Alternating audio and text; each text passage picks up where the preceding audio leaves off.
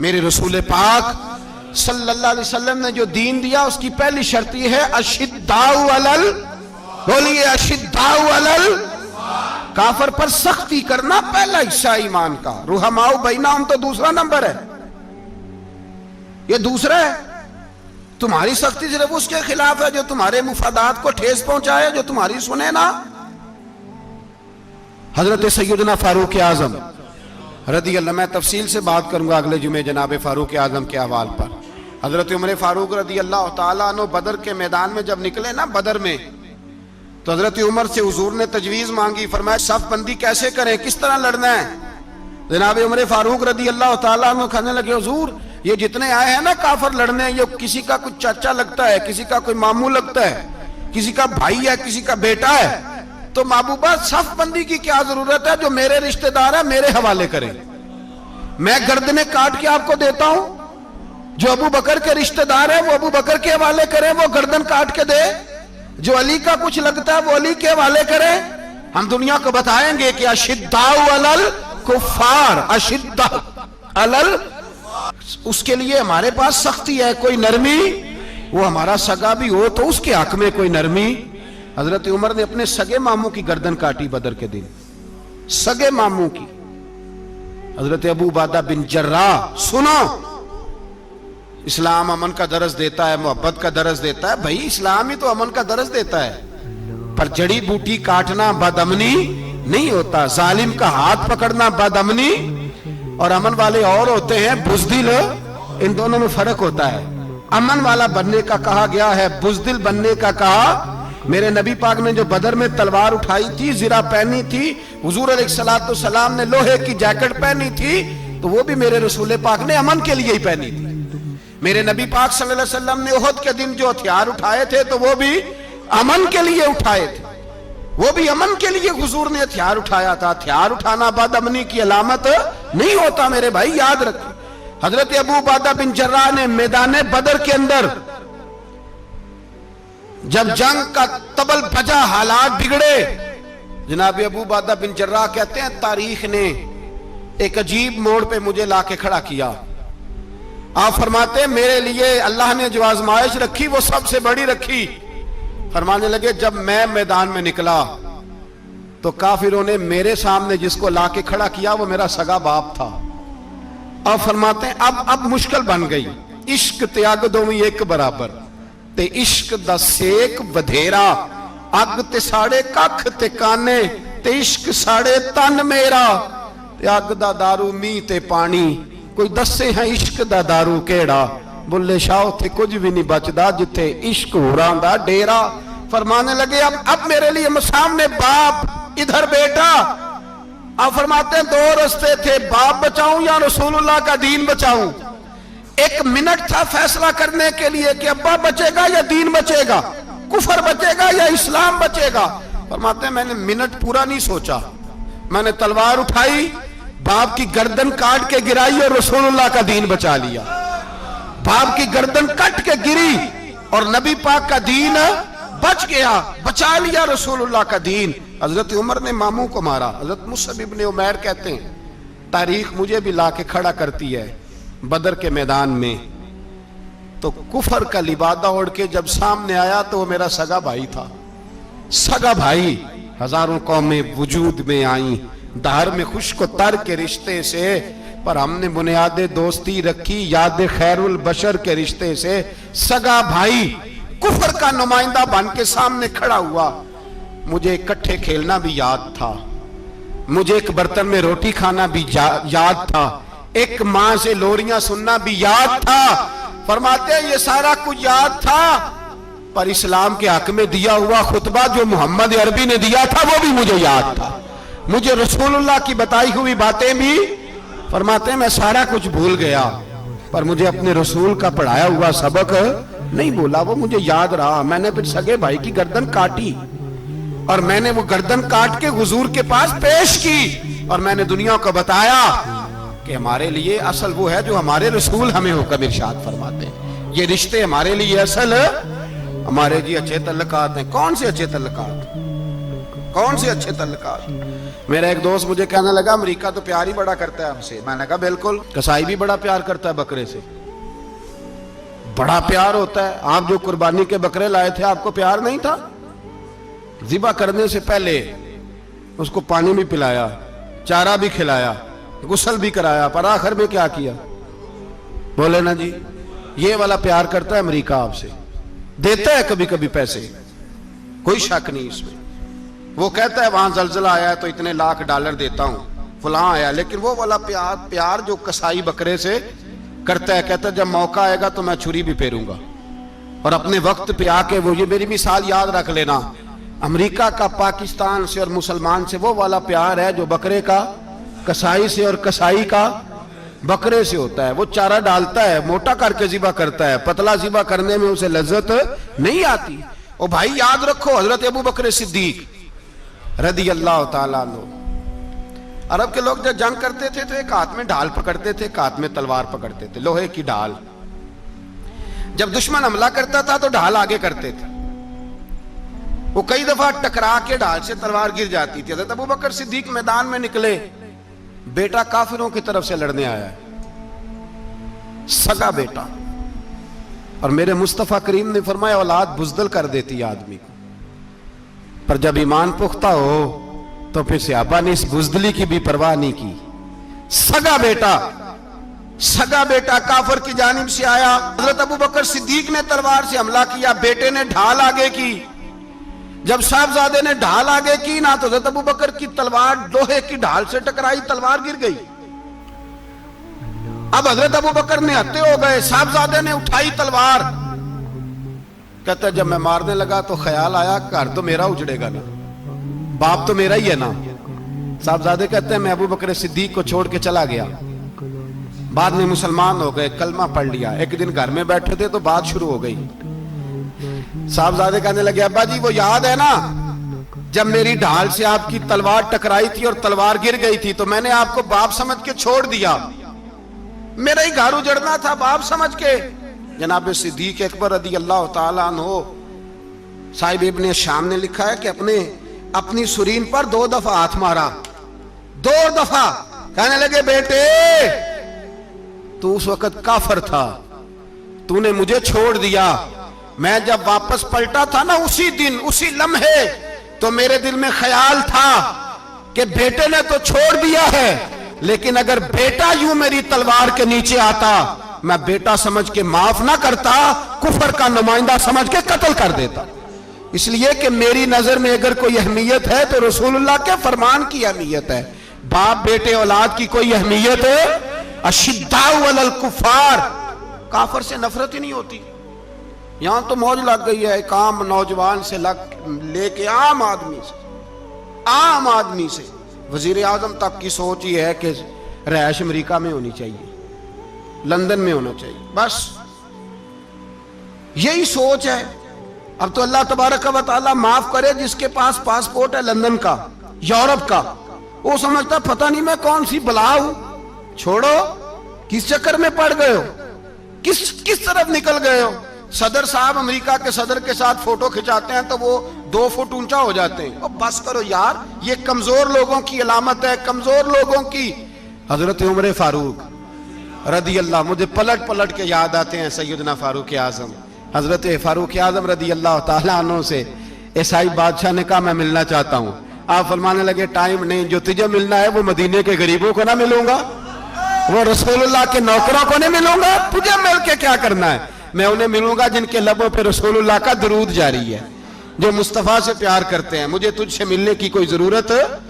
ہمارے ہاں وہ نفرت نہیں کفر کے لیے جو مسلمان کے دل میں ہونی چاہیے, وہ مزاج ہی نہیں ہمارا, وہ شعور ہی نہیں.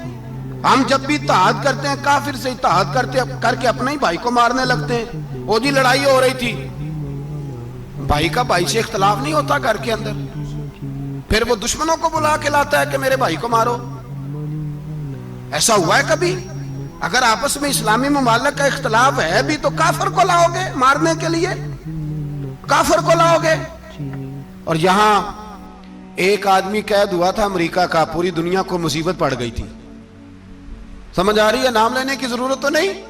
बात की समझ आ गई आप हजरात? एक आदमी कैद हुआ था और इंसानी हकूक की तंजीमें और हमारे अपने अंदर से बड़े बड़े, मैं रोशन ख्याल नहीं, मैं रोगन ख्याल कहता हूं इन लोगों को, बड़े बड़े रोगन ख्याल उठ के खड़े हो गए जी, इंसानी हकूक की बात करो जी, ऐसे हो गया जी, वैसे हो गया, ले गए बंदा छुड़ा के। यहां रोज खून की नदियां बहती हैं। अक़वाम मुत्तहिदा जिससे मुसलमान भीख मांगते फिरते हैं कि मुसलमानों पे मजालम बंद कराओ, अक़वाम मुत्तहिदा ने कह दिया कि दुनिया की मजलूम तरीन अक़लियत का नाम बर्मा के मुसलमान है। अक़वाम मुत्तहिदा ने रिपोर्ट दे दी, फिर मर नहीं गए सारे इस्लामी हुक्मरान?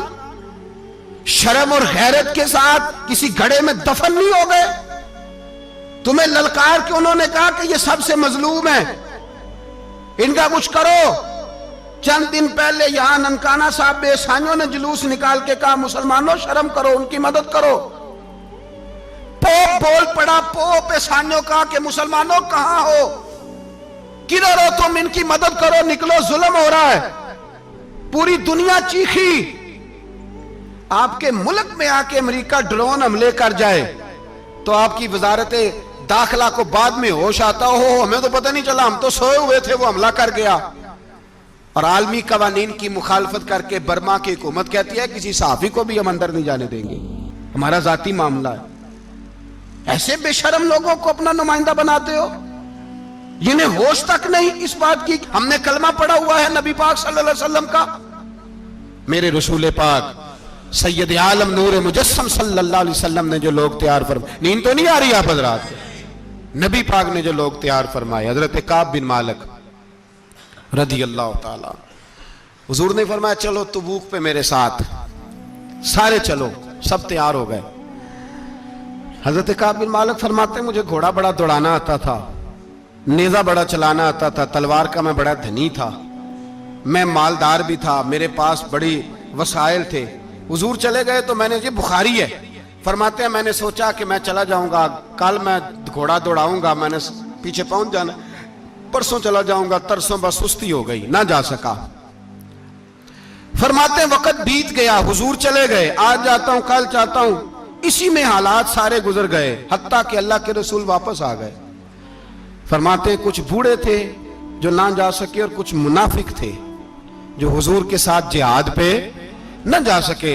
आप फरमाते हैं मैं जवान भी था, तीर अंदाज भी था, और दुनिया अरब सारा जानता था कि मालदार भी है, अल्लाह ताला की दी हुई बड़ी नेमतें थे, मैं न गया और हो गलती गई, सुस्ती गई। फरमाते हुजूर मदीने में आए, जब मस्जिद नबी में बैठे तो मुनाफिक आके बहाने करने लगे। कोई कहने लगा बच्ची बड़ी बीमार थी, कोई कहने लगा हुजूर कल ही सही हुआ हूं। फरमाते मुझे भी पता था और पता मुस्तफा को भी था झूठ बोल रहे हैं, हुजूर को पता था, पर वो बहाने करते, हुजूर कबूल करते, मैं चलो जाओ। कहा फरमाते एक मिनट के लिए मुझे भी वसवसा आया कि कोई बहाना ना कर दूं, लेकिन फिर मैंने सोचा बहाना किसके सामने करूं, जिसे अल्लाह तबारक व तआला ने नबुव्वत की आंख अता फरमाई हुई है, उस महबूब के सामने बहाना। उस ख्याल आया मुसलमान नेक बद पहचान जाते हैं, मोहम्मद आदमी के दिल की बातें जान जाते हैं, किधर बहाना करूं, हुजूर को तो सारा पता है। फरमाते में गया, हुजूर ने पूछा क्यों नहीं आए, और पूछा भी मुस्कुरा के, क्यों नहीं आया, मुस्कुरा के पूछा। फरमाते मैंने सच सच बोला, मैंने कहा या रसूल अल्लाह सुस्ती हो गई, हुजूर गलती हो गई। जो बहाने लगा रहे थे उनको आजादी मिल गई, और मकतब इश्क का दस्तूर निराला देखा, उसको छुट्टी न मिली जिसने सबक याद किया। फरमाते हैं उनको छुट्टी मिल गई, मैंने कहा हुजूर गलती हो गई, तो नबी पाक ने फरमाया इससे कोई बंदा कलाम ना करे, खबरदार मेरे साथ भी गुफ्तगू ना करना। हजरत काब बिन मालिक फरमाते हैं मेरा चचाजाद भाई, खालाजाद भाई सारे रहते थे, मैं किसी को सलाम लेता तो कोई जवाब भी नहीं देता था। फरमाते हैं मैं मस्जिद में नमाज पढ़ने आता, पर सहाबा किराम को हुजूर ने मना कर दिया तो मदीने की गलियां भी नाआशना हो गई। फरमाते मुझे यूं लगता था कि मदीने के दरो दीवार भी मुझसे कलाम नहीं करते, मैं वहां दुआ मंगया करो संगियो किते मुर्शद ना रुस जावे, ए जिन्हां दे पीर रुस जांदे ओ जिउंदे ही मरे रहंदे। कहा इस तरह लगा कि जैसे हालात बिगड़ गए सारे मेरे हक में। आप फरमाते हैं मैं मस्जिद में आके बैठता तो जब मुझे पता था, मैं जब आंखें उधर करता तो हुजूर मुझे देखते, اور جب میں نبی پاک کو دیکھتا تو حضور چہرہ پھیر لیتے. بول پڑے خواجہ غلام فرید صاحب, کہنے لگے میں ویکھاں تے میرا یار نہ ویکھے, جے میں نام ویکھاں تے او ویکھے. ایڈے نصیب کتھوں تتڑی دے او میرے وچ ویکھن دے ویکھے. غلام فریدا او بوے یار دے مریے پامیں ویکھے یا نہ ویکھے. آپ فرماتے میں سید عالم صلی اللہ علیہ وسلم کو دیکھتا تو حضور رخ انور پھیر لیتے. حضرت کعب بن مالک رضی اللہ تعالیٰ عنہ فرماتے ہیں کہ حضور کا حکم آیا کہ بیوی کو علیحدہ کر دو. بار پہلے کوئی نہیں بات کرتا, اب کہا بیوی کو علیحدہ کر دو. تو میں نے کہا حضور طلاق دے دوں؟ فرمایا نہیں میکے بھیج دو, طلاق نہیں دینی. فرماتے ہیں بال بچہ بھی چلا گیا, نہ گھر میں کوئی نہ باہر کوئی, تنے تنہا. آپ فرماتے ہیں زمانہ جانتا تھا, عرب کے صوبوں میں بات پھیل گئی کہ کعب بن مالک جیسا سردار, مالدار, گھوڑ سوار, تیر انداز, نیزہ باز, اتنا بڑا سیانہ سنجیدہ آدمی جدا کر دیا نبی پاک نے. فرماتے ہیں غسان کے عیسائی بادشاہ نے مجھے خط لکھا. حضرت کعب فرماتے ہیں بڑی آزمائش تھی پر یہ مصیبت سب سے بڑی تھی. غسان کے عیسائی بادشاہ نے خط لکھا, اس کا آدمی مجھے ڈھونڈتا پھرتا مدینے میں, میں ملا تو خط اس نے مجھے دیا. خط میں یہ نہیں لکھا تھا کہ کافر ہو جاؤ معاذ اللہ, یہ نہیں لکھا تھا عیسائی ہو جاؤ. اس نے خط میں لکھا کہ کعب ہم نے سنا ہے تمہارے نبی نے تمہیں چھوڑ دیا, ناراض ہو گئے. تم تو اس قابل تھے کہ صوبے کے گورنر بنائے جاتے, تم تو بڑے عہدے کے قابل تھے, تمہاری تو شہرت ہے سارے علاقوں میں, تم آ جاؤ ہمارے پاس, ہم تمہیں بہت بڑا عہدہ دے دیں گے. حضرت کعب بن مالک فرماتے ہیں اب میری چیخیں نکلی, اب میں تڑپ کے رویا. میں نے وہ اس کا خط پکڑا اور جلتے ہوئے تنور میں ڈالا اور مسجد نبی میں سر سجدے میں رکھ کے میں نے کہا اے اللہ میرا ایمان اتنا ہی مشکوک ہو گیا ہے کہ کافر کہتے ہیں میں ان کے ساتھ مل جاؤں گا. اے اللہ میرا ایمان اتنا مشکوک, کافر سمجھنے لگے ہیں کہ میں مسلمانوں کو چھوڑ کے ان سے اتحاد کروں گا. یہاں لوگ کہتے ہیں ہم نے پریشر کے لیے ان کو ساتھ ملایا, ہم نے پریشر کے لیے کافر سے سمجھوتا کرو گے, اپنے بھائی پر ظلم کرنے کے لیے بے ایمانوں کے ساتھ دوستی کرو گے. حضرت کعب بن مالک فرماتے میں نے تندور میں ڈالا, میں تڑپ کے رویا. میں نے کہا اے اللہ میرا اتنا امتحان نہ لے کہ کافر سوچنے لگے کہ میں اسے سمجھوتا کروں گا. اے اللہ مہربانی فرما, اتنا امتحان نہ لے. روتے روتے گھر گیا, سحری تک روتا رہا.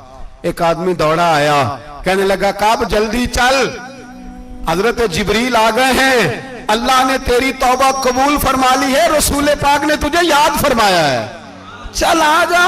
حضرت کعب بن مالک فرماتے میں قدموں میں گرا اور میں نے کہا محبوبہ میرا سارا ہی مال لے لے, حضور میری ساری صلاحیتیں لے لیں, رکھ لیں سارا کچھ, مجھے وہ مال نہیں چاہیے جو آپ کے دروازے سے دور کر دے. حضور وہ دولتیں میرے کس کام کی جو آپ کے دروازے سے دور کر دے.